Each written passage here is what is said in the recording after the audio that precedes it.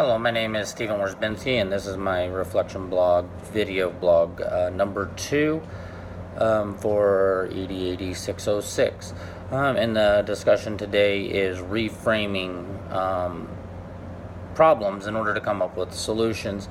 And the first part is imagine a time I've had to reframe something, and I think the easiest one to come to mind is when dealing with students. When you deal with two students that are passionate about what they're doing, or just let's say had gotten into an altercation and they're still heated and upset, they're not looking clearly. So one of the things is they want to frame. They want to say, well, he did, she did, and that's the frame. The frame is just that, and there's nothing in or out of it in their eyes. So we need to reframe it.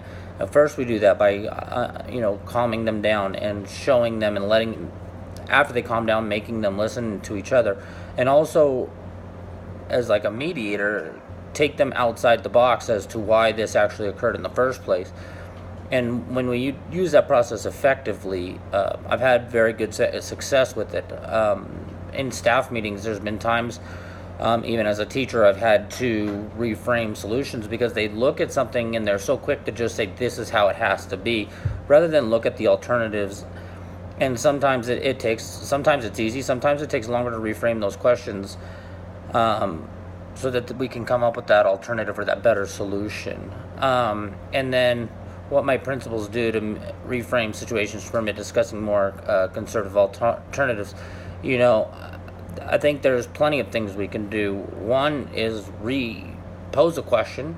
If it doesn't go his way, restate the question in a different way. Just restating it may give them another opportunity.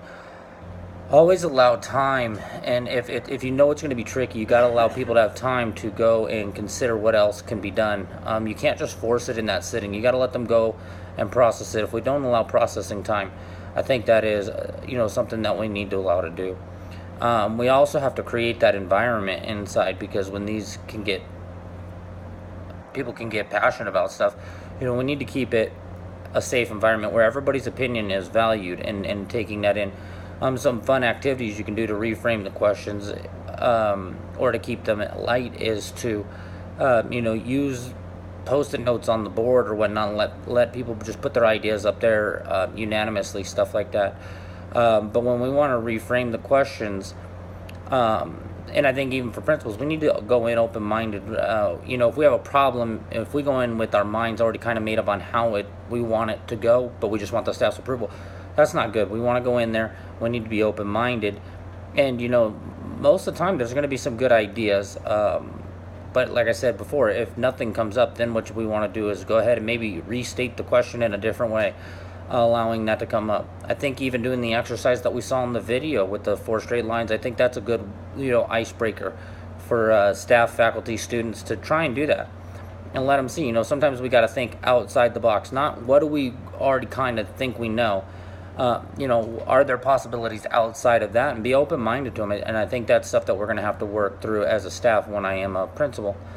This concludes my blog, and I hope you enjoyed it. Thank you.